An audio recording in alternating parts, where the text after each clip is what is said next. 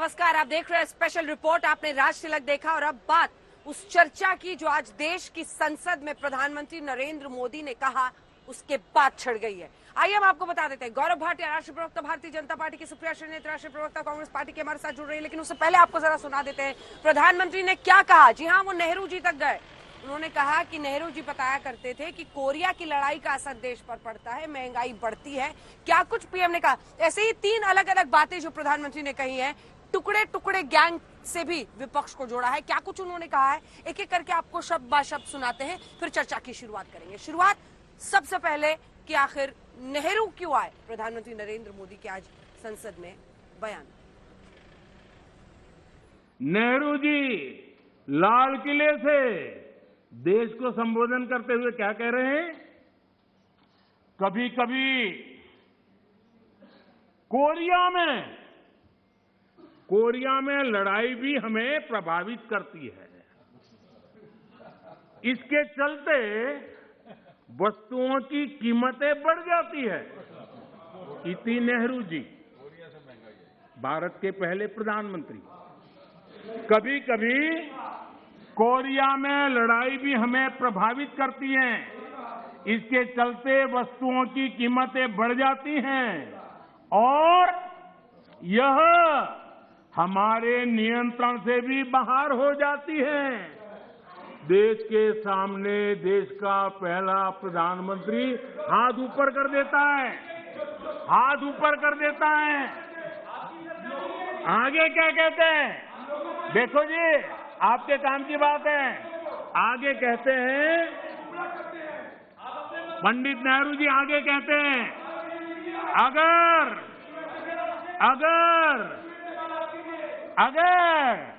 America में भी कुछ हो जाता है तो इसका असर भी वस्तुओं की कीमत पर पड़ता है। सोचिए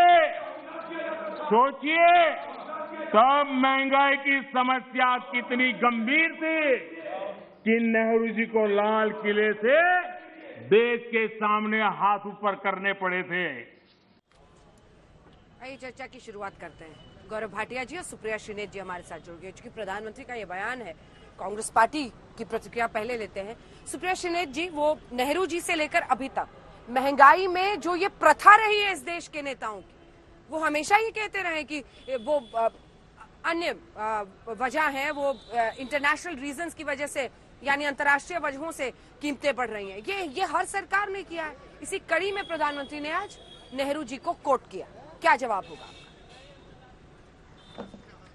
मैं सबसे पहले तो ये आशा करती हूं कि नेहरू जी पर इतना शोध आज किया मोदी जी ने, तो उनसे कुछ सीखेंगे। उनकी उदारवादिता, उनका प्रेम, उनका सौहार्द, उनकी निष्ठा लोकतंत्र में, उनकी निष्ठा भारत में, उनकी सच्ची देशभक्ति, मुझे लगता है वो कुछ सीखेंगे। लेकिन उनकी भाषा शैली और जिस तरह से वो बात कर रहे थे, मुझे नहीं लगता वो कुछ सीख पाएंगे।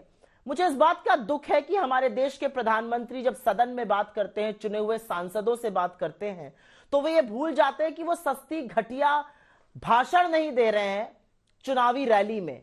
उन्होंने एक चीज का जिक्र किया और वो मैं इसलिए बोलना चाहती हूं क्योंकि इस पर पहले भी चर्चा हो चुकी है, टुकड़े टुकड़े गैंग का।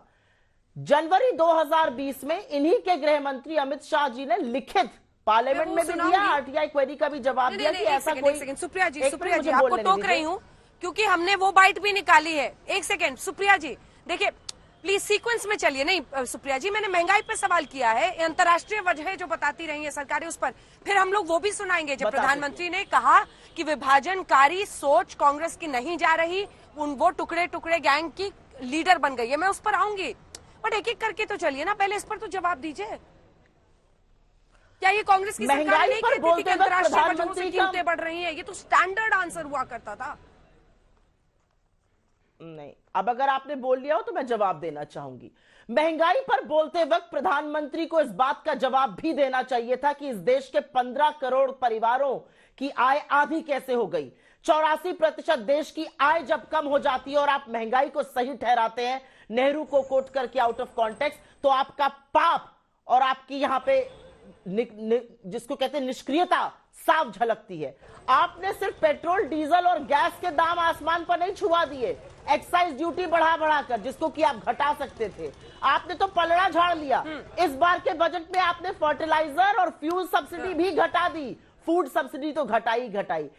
प्रधानमंत्री जी से कोई सिर्फ एक सवाल पूछ ले, आटे का दाम तिगुना हो गया, जिस पकौड़े तलना तेल में कहते थे वो 200 के पार हो गया है, बेसन तिगुना है, आदमी खाए क्या बचाए क्या, इसका जवाब दे। महंगाई, और मैं सिर्फ एक छोटी सी बात कह के 10 सेकंड में अपनी बात खत्म कर देती हूं। जो खर्रे लिख कर देते हैं प्रधानमंत्री को, वो ये बताना भूल जाते हैं कि महंगाई और ग्रोथ में रिलेशन होता है। ग्रोथ से महंगाई को माइनस करके रियल रेट ऑफ ग्रोथ लगाया जाता है। यूपीए की बात कर रहे थे ना, यूपीए में रियल रेट ऑफ ग्रोथ 10% था, महंगाई 4-5% रहती थी, 5% ग्रोथ, फिर भी 8% बढ़ जाती थी, 13% ग्रोथ रेट देखी गई। इनके यहाँ ग्रोथ रेट -7.5% है। महंगाई बिंदु पर भी बहस करनी है, सिर्फ गौरव जी से। गौरव जी में ज्यादा पता ना हो, गौरव जी के वो कह रहे हैं कि महंगाई के फ्रंट पे आप लोग फेल हो चुके हैं, इसीलिए out of context Nehru ji को कोट कर रहे हैं। ठीक है सुप्रिया जी, देखिए out of context Nehru ji को कोट कर रहे हैं क्योंकि महंगाई के फ्रंट पर आप फेल हो गए, सोने की कीमत। छोटा सा अंजना जी, आज जब देश के यशस्वी प्रधानमंत्री जी बोले तो पता चला कि एक प्रोफेसर जब एक छात्र को शिक्षा देता है ना, तो उसमें फर्क क्या होता है। वही फर्क आज नरेंद्र मोदी जी के भाषण में और जो राहुल गांधी बोल रहे थे उसमें था। और नेहरू जी से तो हम सीखे हैं, नेहरू जी ने जो गलतियां करी हैं उसी से तो सीखे हैं। मैं एक वाक्य में कहूंगा, 40,000 स्क्वायर किलोमीटर भारत की भूमि चीन को दे देना और कहना हिंदू चीनी भाई भाई की बात करनी थी अंजना जी इनको। मैडम इनको चुप कराइए। अंजना जी ये बौखला जाती है, मैं इनकी एक आदत से पूरे देश की तरफ परेशान हुई है, बौखला जाती है, मुंह टेढ़े मेढ़े बनाएंगी, बीच में बोलने लगेंगी, बौखलाइए मत। अब महंगाई पे भी बात कर लेते हैं। मुझ पे व्यक्तिगत टिप्पणी मत करिए, महंगाई की बात कर लो। बीच में आप भी मत बोलिए, आप भी मर्यादा बनाए रखिए। मुझे पता है महंगाई पर गौरव जी, महंगाई पर सर प्लीज, महंगाई पर बोलो। अंजना जी मैं एक बात आपसे टिप्पणी मत करो यहाँ पर। जब ये महंगाई पर गौरव जी वापस महंगाई पर, मुझे प्रधानमंत्री की अगली बात भी सुनानी है। ठीक है, महंगाई पर आइए गौरव जी, महंगाई पर जवाब दीजिए प्लीज। देखिए मैं महंगाई पे बिल्कुल जवाब दूंगा, लेकिन उससे पहले जो एक घटिया बयान इनके द्वारा दिया गया कि प्रधानमंत्री जी ने जो भाषण दिया वो सस्ता और घटिया था, तो मैं इतना ही कहूंगा, जब 51 साल का परिपक्व बालक पार्लियामेंट में आंख मारता है ना, उससे घटिया और सस्ता कुछ नहीं होता। अब महंगाई पे आता हूं। देखिए महंगाई में ये लगता है इनको अर्थशास्त्र थोड़ा कम पता है। प्लीज चुप हो जाइए, शांति रखिए मैडम। देखिए महंगाई पे शायद ये भूल गई, ये गजनी है राजनीति की। मैं इनसे कहूंगा जरा देखें, इन्फ्लेशन 13% रहती थी अंजना जी, ये हाल था। और ये ग्रोथ की बात कर रही थी, जब हम सरकार में आए तो भारत की अर्थव्यवस्था में ग्रोथ जीडीपी की 4% थी। तो इन्हीं का फॉर्मूला जो ये समझा रही थी, ज्ञान दे रही थी, 11 से 13% इन्फ्लेशन, 4% ग्रोथ, तो मतलब भारत -8 और 9% से पीछे जा रहा था। लेकिन अब फर्क क्या आया है, प्रधानमंत्री जी ने जो बताया, शताब्दी की सबसे बड़ी महामारी आई है, उसके बावजूद जो इन्फ्लेशन है वो कंट्रोल्ड है। जानते हो इकोनॉमी का ई, वो नहीं जानते। इकोनॉमी का ई तो राहुल गांधी जानते हैं। सवाल ये है कि नेहरू को कोट करके क्या साबित किया जा रहा था। नहीं, एक सेकंड इकोनॉमी की एक सेकंड मत इसको डिरेल कीजिए। जनता भी देख रही होगी, वो चाहेंगे कि असल मुद्दों का उनको जवाब मिले कि आखिर नेहरू को कोट करने का संदर्भ क्या है। सर हर बात में अगर वो गलत थे तो उससे सही नहीं ठहराया जा सकता ना अपने आप को। हालांकि एक सेकंड हम आपको सुना देते हैं, आज तक के पास एक्सक्लूसिव ऑडियो है लाल किले पर पंडित जवाहरलाल नेहरू ने ये कहा था, उनका वो बयान और उसका ऑडियो हम जल्दी से आपको सुना देते हैं।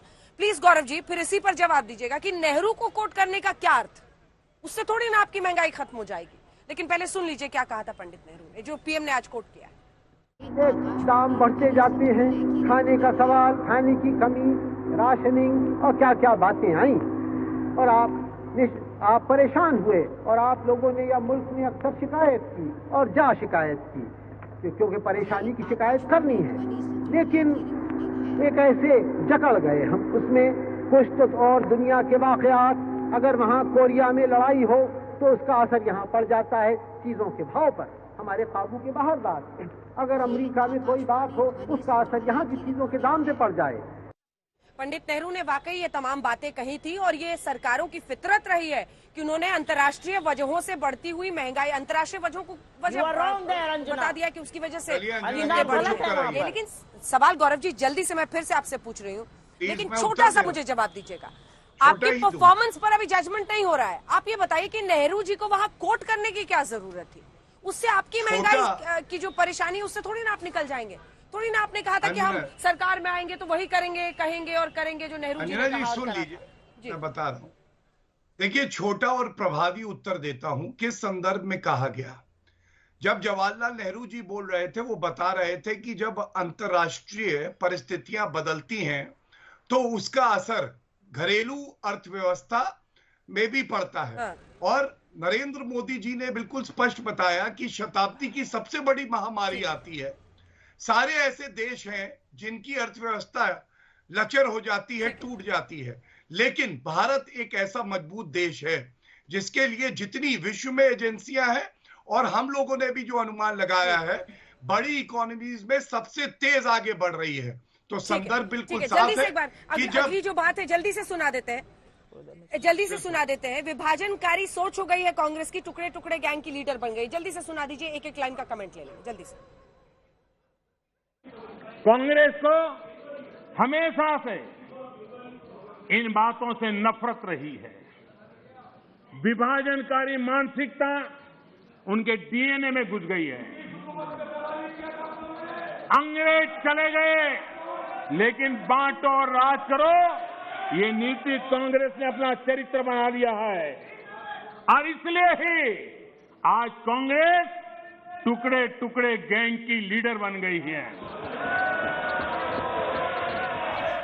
आप लोगों दोनों के बोलने के स्किल्स का आज टेस्ट है, क्योंकि वक्त बहुत कम है। सिर्फ दो लाइन में सुप्रिया श्रीनेत जी, प्रधानमंत्री ने कहा कि अब टुकड़े टुकड़े गैंग की लीडर बन चुकी है, विभाजनकारी सोच कांग्रेस पार्टी की है। 2 लाइन में जवाब। ये घटिया, सस्ती और ओछी भाषा सिर्फ नरेंद्र मोदी सदन में बोल सकते हैं। दुख होता है उनको देश का प्रधानमंत्री कहते हुए। अमित शाह ने जनवरी 2020 में कहा था ऐसा कोई गैंग नहीं है। क्या वो अमित शाह को बर्खास्त करेंगे झूठ बोलने के लिए, या वो खुद झूठ बोल रहे हैं? बताएं इस बात को। अमित शाह और नरेंद्र मोदी में से कोई एक झूठ बोल रहा है, वो झूठ अमित की इजाजत देता है। प्लीज सुप्रिया जी आवाज नीचे कर दीजिए। गौरव जी आपका कमेंट। ठीक है, वक्त की कमी थी, मैंने आपको पहले ही कह दिया था सुप्रिया जी, आई एम सॉरी। जल्दी से गौरव जी। देखिए, विभाजनकारी सोच क्यों है, मैं आपको बिल्कुल स्पष्ट बता दूं। हिंदू मुस्लिम करना, टुकड़े टुकड़े गैंग, आप याद करिए, अफजल गुरु अब शर्मिंदा है, तेरे कातिल जिंदा है। इनके साथ जेएनयू में कौन खड़ा था? राहुल गांधी खड़ा था। बाटला हाउस में आतंकवादी मारे गए, सोनिया गांधी रो रही थी। वो हमारे, चलिए ठीक है, वक्त हमें इतने की इजाजत देता है। 2 लाइन में ही जवाब हो पाना था इस बात का, क्योंकि पिछली चर्चा ज्यादा छिड़ गई थी। आप दोनों का धन्यवाद हमारे साथ जुड़ने के लिए। देश दुनिया की बाकी खबरों के लिए आप देखते रहिए आज तक।